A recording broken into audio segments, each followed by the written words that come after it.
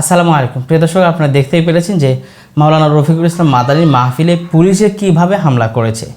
Even শুধুমাত্র হামলা করেছে এমনটা নয়, বরং তার বয়ান করা অবস্থায় তাকে বয়ান বন্ধ করে তার সামনে থেকে যে মাইক্রোফোন আছে সেই মাইক্রোফোনের স্ট্যান্ডটা নিয়ে গেছে। প্রিয় দর্শক, একটা বিষয় খেয়াল করে দেখেন যে আমাদের বাংলাদেশে হচ্ছে এমন একটা দেশ যেখানে ওয়াজ মাহফিলের জন্য কোনো অনুমতি লাগে না।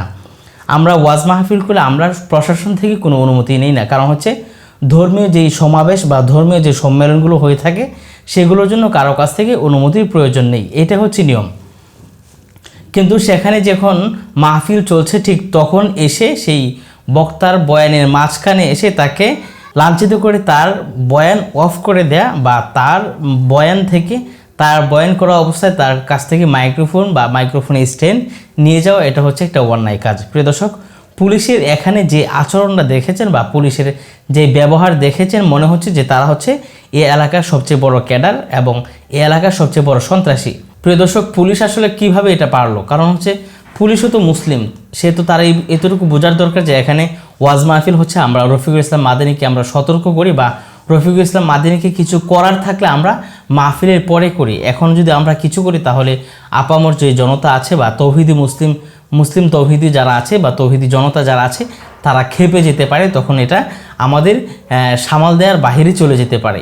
এটা তাদের বোঝা উচিত ছিল, কিন্তু এটা না করে তারা সরাসরি মাহফিলে প্যান্ডেলে ঢুকে স্টেজে উঠে রফিকুল ইসলাম মাদানীর বয়ানকে বন্ধ করে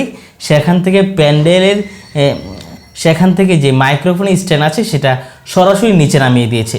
ইভেন আমরা লক্ষ্য করেছি একটা ভিডিওতে যে রফিকুল ইসলাম মাদানী সে এই কথা বলেছে যে আমি বয়ান শেষ করে দিয়েছি, এখন শুধুমাত্র মোনাজাত করব। আরে ভাই, মোনাজাতটা তো আপনি একটু করতে দিতেন, এটা মাহফিলে তো শেষ করতে হবে, কিন্তু হঠাৎ করে আপনারা কোথা থেকে এসে তার মাহফিলটাকে আপনি বাধা দিলেন। প্রিয় দর্শক, শুধুমাত্র মুক্তি পেয়েছি মাওলানা রফিকুল ইসলাম মাদানী, কিন্তু তারপরে এই ঘটনাটি অহরহ ঘটছে। প্রিয় দর্শক, এটার কারণ কি জানেন? এই সব কিছুর মূলত কারণ হচ্ছে আমরা নিজেরা, আমাদের মতো যারা টুপিওয়ালা, পাঞ্জাবিওয়ালা, জুব্বাওয়ালা, তারাই মূলত এটার জন্য দায়ী। কারণ হচ্ছে যে দেখবেন যে কোথাও কোনো মাহফিল বন্ধ হয়ে গেলে ঘুরে ফিরে যদি কোথাও বন্ধের কোনো কারণ বা রিজন আপনি খুঁজে দেখতে চান, তখন সেই রিজনটা খুঁজে পাবেন ওয়ান পার্সন, কোনো হুজুর অথবা কোনো টুপিওয়ালা, পাঞ্জাবিওয়ালা, যে তার নিজের ব্যক্তিগত স্বার্থে অথবা নিজের স্বার্থ হাসিল করার জন্য সে মাহফিলটা বন্ধ করে দিয়েছে, অথবা নিজের কৃতিত্ব বজায় রাখার জন্য সে মাহফিলটা বন্ধ করে দিয়েছে। এমনটা কিন্তু হচ্ছে। ইভেন আপনি যদি রফিকুল ইসলাম মাদানী যে মাহফিলে পুলিশ আসছে, সেটা অবশ্যই কোনো আলেম গিয়ে অথবা কোনো হুজুর গিয়ে, টুপিওয়ালা অথবা জুব্বাওয়ালা গিয়ে সেই পুলিশদেরকে ইনফর্ম করেছে যে এখানে আপনারা যান, এখানে কিছু ঘটতে পারে। এই রকম কারণে কিন্তু এটা হতে পারে। কারণ রফিকুল ইসলাম মাদানী হোক অথবা বাংলাদেশের যে সমস্ত ওলামায়ে কেরাম আছে, তাদের মাহফিলগুলো মূলত নিজেদের মুসলিমদের কারণে কিন্তু মাহফিলগুলো বন্ধ হচ্ছে, অন্য কোনো কারণে নয়।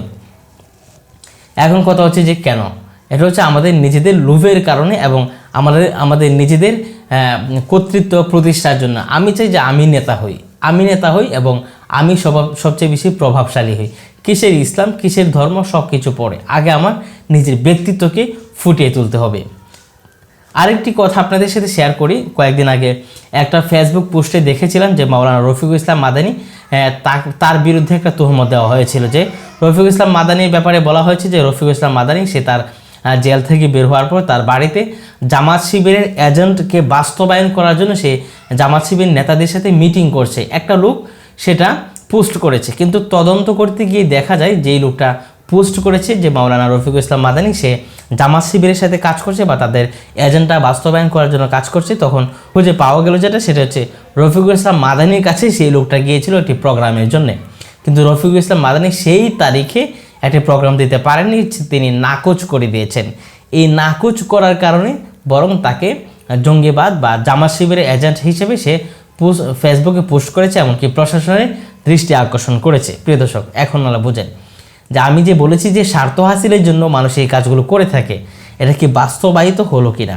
এরকম অনেক ঘটনা ঘটছে বাংলাদেশের যে কোনো প্রান্তে। আমাদের এটি খেয়াল করতে হবে, যে কোনো প্রান্তে যে কোনো স্থানে যদি ইসলামিক কোনো কাজ হয়, তা সে যে কোনো ঘরানার হোক, যদি দেখা যায় যে ইসলামের কোনো ফায়দা হচ্ছে তাহলে অবশ্যই আপনাকে সেখানে সহযোগিতা করতে হবে।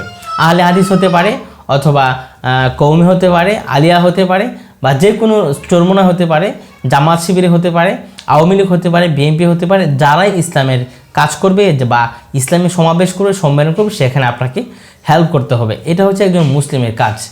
কিন্তু আমরা এটা বাদ দিয়ে যেই করুক না কেন আমরা বরং সেই প্রোগ্রামকে ক্যান্সেল করার জন্য বা বাতিল করার জন্য চেষ্টা করি। প্রিয় দর্শক, আসলে দুঃখজনক ব্যাপার। প্রিয় দর্শক, আমরা এখনও আমাদের সতর্ক করতে হবে, নতুবা ভবিষ্যতে দেখা যাবে যে এটার অজুহাত দিয়ে কিন্তু আমাদের সব মাহফিলগুলো বন্ধ করে দিবে। আমরা যেভাবে মানুষের কাছে এখন ইসলাম ধর্মটা প্রচার করার যেই প্রোগ্রামগুলো দেখতে পাচ্ছি, এগুলো আর দেখতে পাবো না। প্রিয় দর্শক, আশা করি আমাদের ভিডিও থেকে যদি আপনারা উপকৃত হয়ে থাকেন তাহলে অবশ্যই চ্যানেলটি সাবস্ক্রাইব করবেন, বেল বাটনে ক্লিক করে রাখবেন। আর যদি আপনি আমার পেজ থেকে দেখেন তাহলে অবশ্যই আমার পেজটি ফলো করে রাখবেন ইনশাআল্লাহ। আর যদি ভিডিওটি মনে করেন যে উপকৃত হতে পারে মানুষ, তাহলে অবশ্যই শেয়ার করবেন।